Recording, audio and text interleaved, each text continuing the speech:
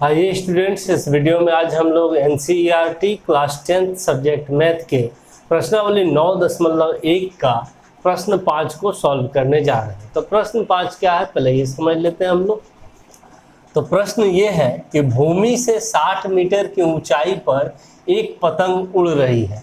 तो समझिए आपकी ये भूमि है, आपको फिगर में हमेशा एक भूमि इस तरह से बना लेना है और 60 मीटर की ऊंचाई, भूमि से जब भी ऊंचाई नापेंगे तो सीधा नापेंगे ऐसे हम लोग 60 मीटर की ऊंचाई पर, यहाँ से यहाँ मान लीजिए 60 मीटर हो गया।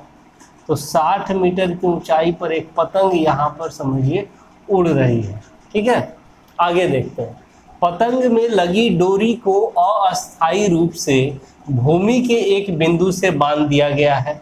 तो पतंग जो उड़ेगा तो उसमें तो डोरी लगी रहेगी।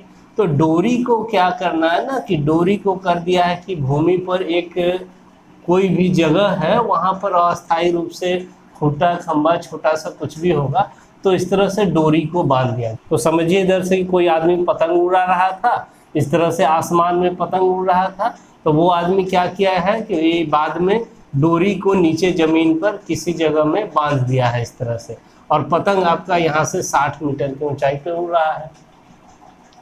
अब आगे देखिए, भूमि के साथ डोरी का झुकाव 60 डिग्री का है। ये भूमि हो गया, ये डोरी हो गया। तो झुकाव का मतलब क्या कि कोण बन रहा है, दोनों के बीच में झुकाव को ही कोण कहते हैं।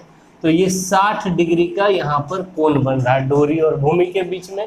यह मानकर कि डोरी में कोई ढील नहीं है, ये डोरी जो है एकदम पूरा तना हुआ है, कोई ढील नहीं है इसमें, मान लेना है आपको।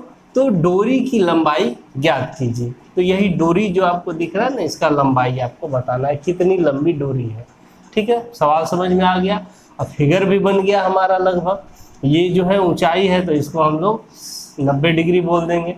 अब यहाँ पर नामकरण कर देते हैं, जैसे कि ये ए हो गया, इसको बी कर देते हैं और इसको सी कर देते हैं। तो इस तरह से हम लोग मान लेते हैं कि ए सी जो है वह डोरी की लंबाई हो गई और ये ऊंचाई हो गया पतंग का ए बी 60 मीटर। तो आपको देखिए कि कोण यहाँ बन रहा है, तो कोण के सामने वाला भुजा लंब होता है, तो ये ए बी लंब हो गया यानी पी, और 90 डिग्री के सामने वाला भुजा हमेशा कर्ण होता है यानी एच हो गया ये ए सी। तो आपको तो यही ए सी निकालना है, एच का मान निकालना है इसका मतलब। तो एच निकालना है और पी दिया गया है। तो पी और एच किस में आता है, हमें बी से यहाँ पर आधार से अभी कोई मतलब नहीं है, क्योंकि हमें एच निकालना है और पी दिया गया है, बी तो नहीं दिया गया था। तो हमें यही देखना होता कि क्या निकालना है और क्या दिया गया है, उसके बीच कौन सा त्रिकोणमितीय अनुपात लिया जाए जो कि उस दोनों के संबंध को बताता हो।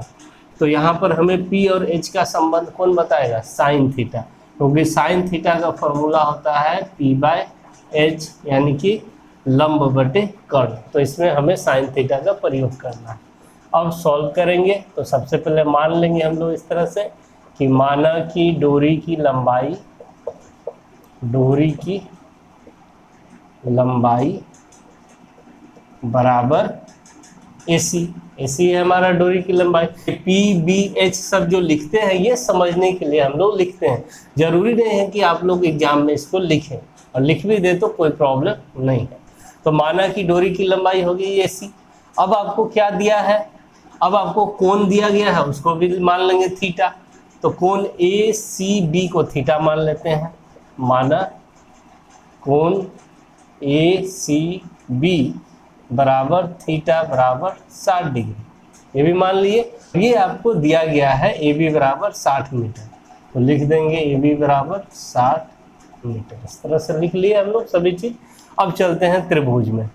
तो त्रिभुज ए बी सी में किसका प्रयोग करेंगे, साइन थीटा का।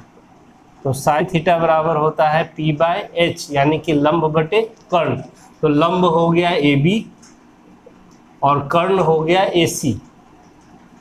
तो साइन थीटा का मान कितना, 60 डिग्री, तो यहाँ 60 डिग्री लिख देंगे।